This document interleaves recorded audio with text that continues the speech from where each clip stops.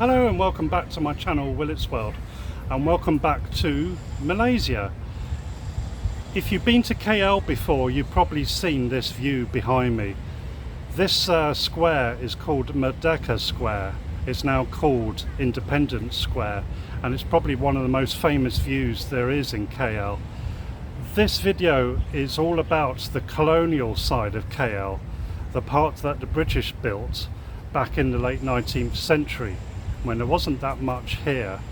What I'll do before we start taking a look around, I'll tell you a bit about the history of how KL came to be, and then we'll start looking around these beautiful old colonial buildings here in the square, and we'll also take a look at some other buildings just to the south of here, including the old railway station, KL railway station, which is a beautiful example of British colonial architecture. So anyway, without further ado, let's get into the history and then we'll start looking around. KL is the largest city in Malaysia and has the biggest population of around 2 million, along with an urban area of around 9 million that is among the fastest growing metropolitan regions in Southeast Asia. The city developed at the point where two rivers, namely the Gombak and the Klang, meet, which is how its name came about. Kuala Lumpur means muddy confluence in Malay, Kuala is the point where two rivers join, and Lumpur means mud. From the mid-19th century, early settlers from China came to the region to work in open tin mines. Back then, KL was only a small town, spurred on by tin mining, and it started to develop around the old market square, but suffered from many social and political problems. The buildings were made of wood and a tap, a form of palm thatching, that were prone to catching fire, as well as the lack of proper sanitation, meaning that the town was plagued with diseases. It also suffered from the constant threat of flooding due to its location. KL was a typical pioneer town, with the population being predominantly male, who were mainly Cantonese and Hakkas. They were governed by a Chinese headman known as a Kapitan. With the town being rebuilt a few times and having thrived, thanks to Chinese headman Yap Ah Loy, it wasn't until Yap, together with Frank Swettenham, who was appointed resident in 1882, that rapid growth and development took off, turning KL into a major urban centre. The Padang, now known as Independence Square, would later become the centre of the British administrative offices, with some of the best colonial architecture in Southeast Asia. KL expanded considerably in the 20th century. It only had an area of around a quarter of 1 square mile, roughly 0.65 square kilometres, in 1895, but was extended to encompass 20 square kilometres in 1903 and to 52 square kilometres by 1924. Today, it covers some 243 square kilometres, with some of the most visited attractions in the country, such as its Chinatown and British Colonial Centre, as well as the Batu Caves and the frequently photographed Malaysian landmark, the Petronas Towers. All of this makes KL one of the most visited cities in the world, let alone Southeast Asia. Okay, so let's make a start exploring the city, starting here in the main colonial district of Merdeka Square. Okay, so now that's the history out the way. We can now explore these beautiful buildings around the square and a little bit further afield. As I said, this square was called Merdeka Square, and now it's called Independence Square after Malaysia gained independence from Britain back on the 31st of August 1957. But before it became known as Merdeka Square, it was actually known as the Padang, which means field, and it was where the British set up a recreational field and a parade ground here. And this building, sort of Mok Chuda building to the right, just below this tall building here, that's the Royal Selangor Club, so that's like a recreational club.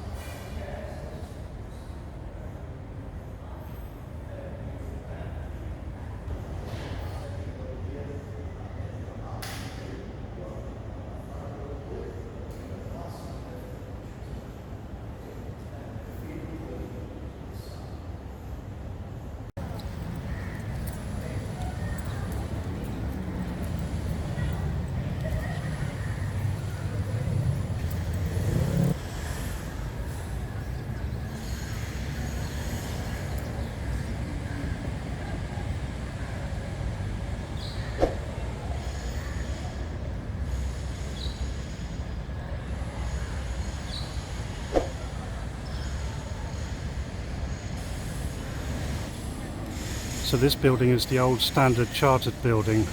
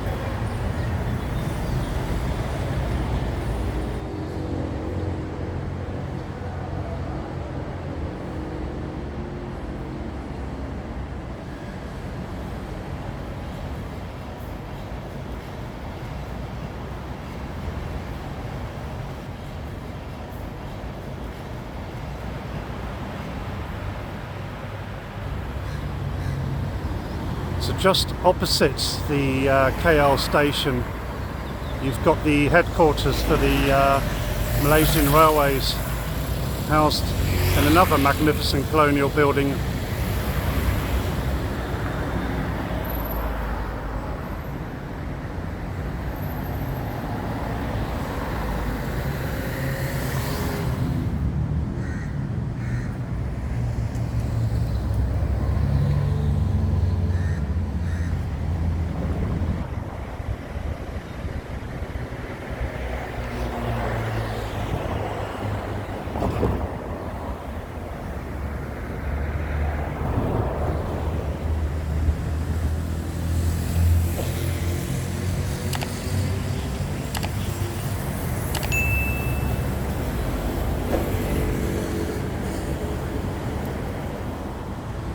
Right then, it's time to explore what's known as the Botanical Gardens area, starting with the National Museum, which is this big building here.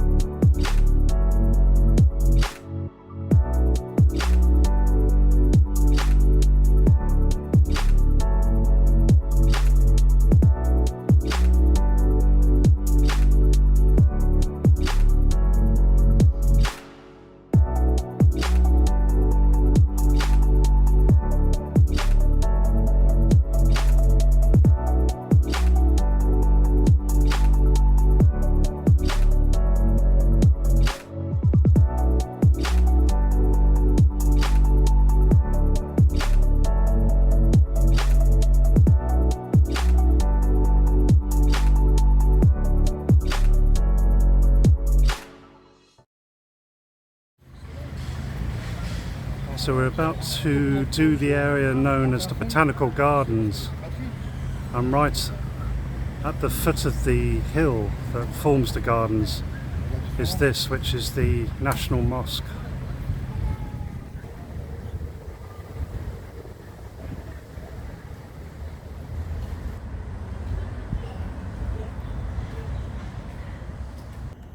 Okay, so the next site in the Botanical Gardens is the Police Museum.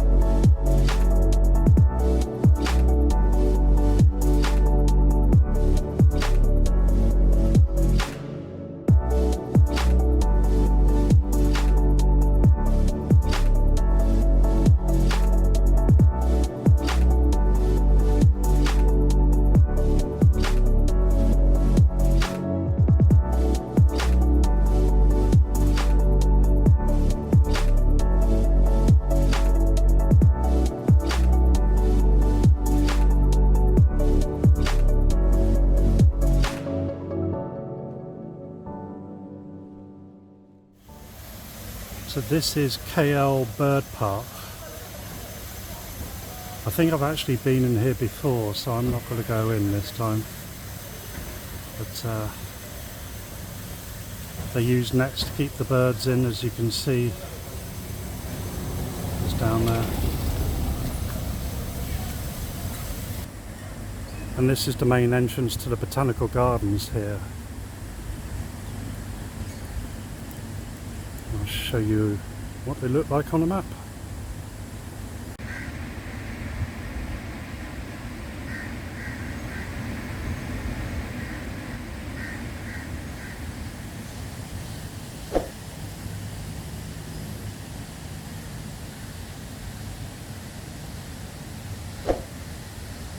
So unfortunately there's some grey skies coming over.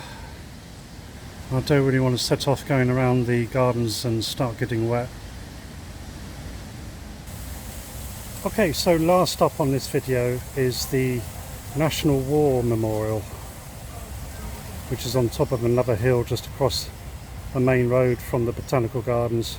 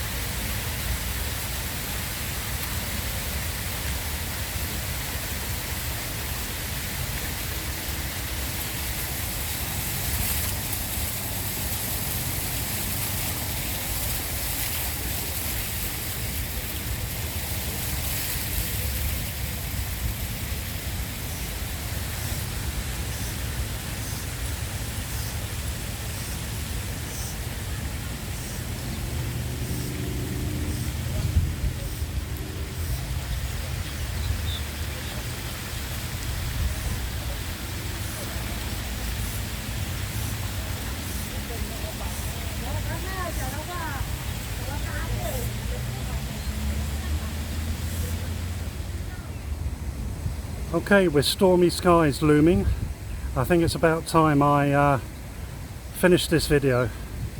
So if you enjoyed it, then why not give me a like down below and subscribe to my channel, and I'll see you in the next video.